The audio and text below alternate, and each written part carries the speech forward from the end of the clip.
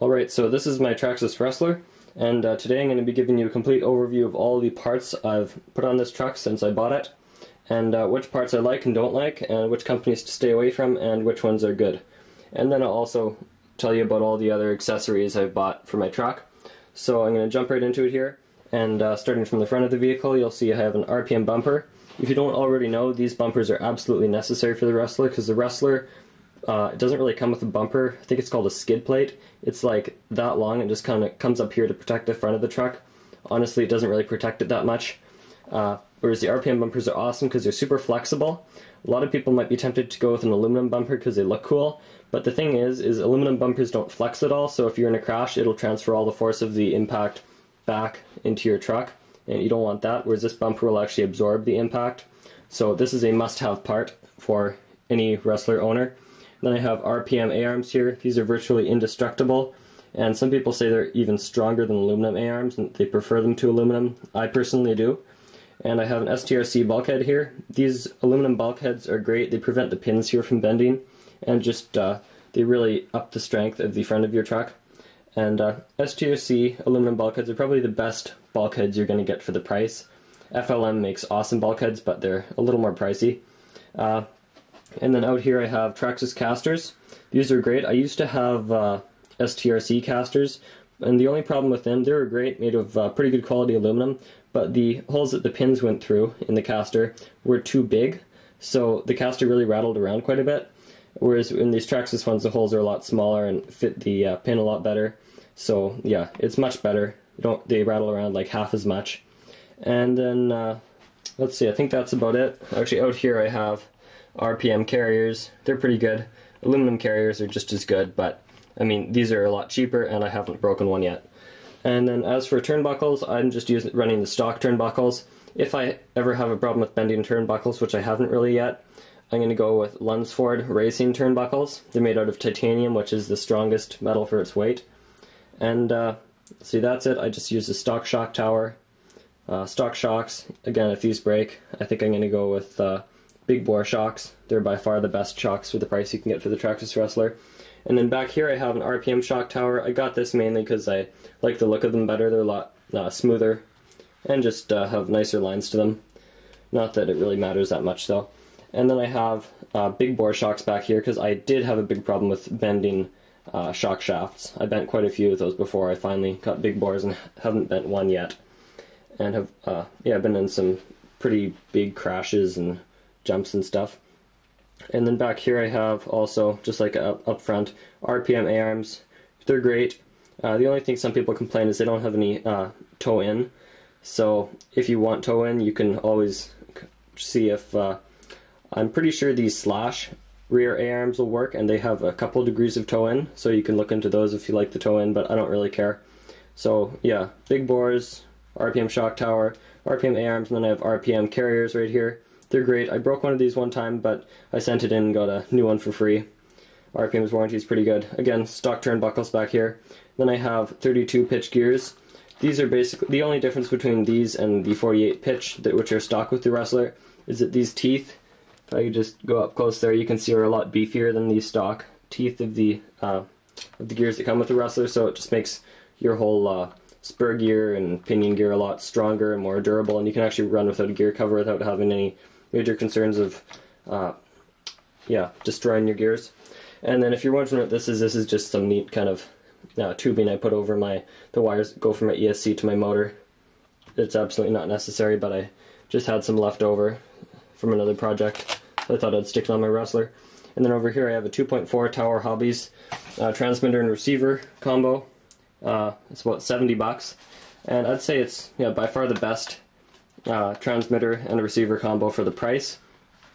The other good ones, I mean, you can get Traxxas makes pretty good 2.4 radios as well, but they're a little more expensive. But these are good if you just want a basic, cheap 2.4 transmitter and receiver. Again, they're about $70, and if you have multiple cars, you can use the same transmitter. You just have to buy more receivers, and each receiver is only like $20, and I mean, that's about as much as the stock receivers are for the Rustler.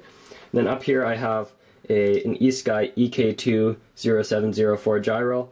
They're pretty nice. I have a more in-depth review on these things in another video that I made. what they basically do is they kind of counteract different movements your car will make. Like if your car goes into a skid and you're having a hard time getting it out, this little gyro will kind of sense that it's turning abruptly, and it'll kind of turn the wheels back to counteract it. Maybe I'll show you that a bit later quickly. That's about it for the truck. As for wheels, I have Gladiators over here. They're awesome tires for grass. For road, they work well. For driving on road, they work well, but they wear down pretty quickly, so I just try and avoid driving them on road too much. And up front here I have stock Alias tires. I find they work pretty well, or as well as I need them to work. And then over here I have Anacondas. They're great for a hot day on the street. On grass they suck though, and on gravel. And then I have the good old Geolanders. These are awesome. Yeah, nothing to complain about these things. They work great on road and grass. Maybe not quite as good on grass as these do, but you can use them on road safely, though they last pretty well. And then I have Talons here. I hate these tires. Well, shouldn't say I hate them. They're alright. They slide around too much for my liking though. If you have a monster truck, they might be alright, because they'll keep the truck from flipping. They'll kind of skid before they flip, but for stadium trucks, I would never recommend these. And then I just have the stock tires back here, and some more duplicates of other tires. Let's see. And then as for a charger and balancer, I use the Onyx 230 and the Blinky balancer. I love this combo. Basically what a balancer does is it balances out the charge in either of your cells and LiPo batteries. For instance, I have a 2-cell LiPo battery here, and if you're not aware already, LiPo batteries are very sensitive to being overcharged or undercharged, so that's what this balancer does. It basically keeps the charge in each of the cells the same. And yeah, Onyx 230 charger, it's a great charger. It'll charge, I think, yeah, basically any LiPo battery you can get, and or a nickel metal hydride battery. And then for shock oil, I have 50 weight, 45 weight, 40, 40, and 35 weight. I run 40 in the front and 50 in the rear. That's pretty good. And then I have 30K diff lube, works well. And the stock shock oil that comes with my big bores. And then I have WD-40. I mean, if you don't have this stuff, you should pick up a few bottles, because after running in kind of damp conditions, it's a good idea to spray off your A-arms and your carriers and stuff to prevent rust and also keep everything nice and lubed up. And then for bodies over here, I have the stock body and then a Venom Atomic body. I prefer the stock body. The Venom Atomic body doesn't fit quite as well. And then back up here I have an infrared temperature gauge. These are awesome because they give you a live readout of wherever they're pointing at. They have a little laser down there, you can see. The laser doesn't really do a whole ton, but as you can see, if I point it at my hand, like 90 degrees kind of thing. So yeah, these are pretty much necessary if you're going to be doing like speed runs and that kind of thing, because you can monitor your temperatures and make sure you don't go over the maximum temperature for the VXL system, which I believe is about 200 degrees. So yeah, and then over here I have Bbs Wrenches. These are good, nice aluminum handles, deep red color. The only thing I don't like about them is that they have flat ends, unlike the stock end of the 2.5mm wrench that the Rustler comes with. Just get it in focus here. There we go. You can see there's a little ball on the end of that wrench, which makes it a lot easier to screw screws in from like 20-degree angles and stuff. There's not a whole lot of that you have to do on the Traxxas Rustler, but I know on the 1/16 E Revo there's a couple screws that are a little more awkward to get to. But these have nice long shafts which make them easier to reach parts. And yeah, one of my favorite features is you see on this one here, for instance, there's 1.5 stripes, which means it's a 1.5mm wrench.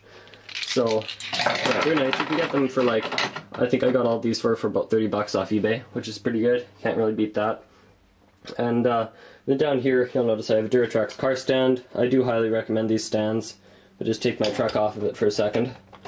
You can see they spin around, and they have a nice aluminum cylinder that kind of holds both components together. They're made out of a nice solid plastic construction with these rubber pads that keep everything in place when you're working on your truck.